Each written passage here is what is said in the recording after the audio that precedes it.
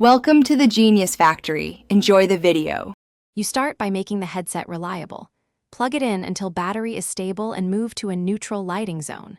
Once done, remove mirrors, windows, or shiny objects that confuse cameras because they cause glare and false tracking. Then perform a soft reboot. Hold the power button for 10 seconds and allow the Quest 3 to restart fully. This clears temporary sensor errors and reloads camera calibration. Make sure to keep the headset steady when it boots, so the cameras re-establish their environment. Now you calibrate the system carefully. Run Guardian and rescan the space while keeping lighting even because the cameras map depth and texture best that way. Once the scan completes, open settings and toggle any experimental pass-through or mixed reality features off to avoid conflicts. Also check Wi-Fi and nearby devices. Move phones or routers if they produce visible interference.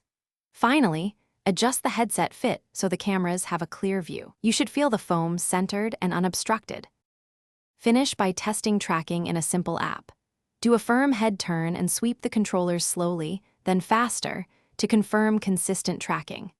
If jitter or dropouts persist after firmware and calibration, consider a factory reset, but back up your data first because this restores defaults and removes settings that might be corrupted.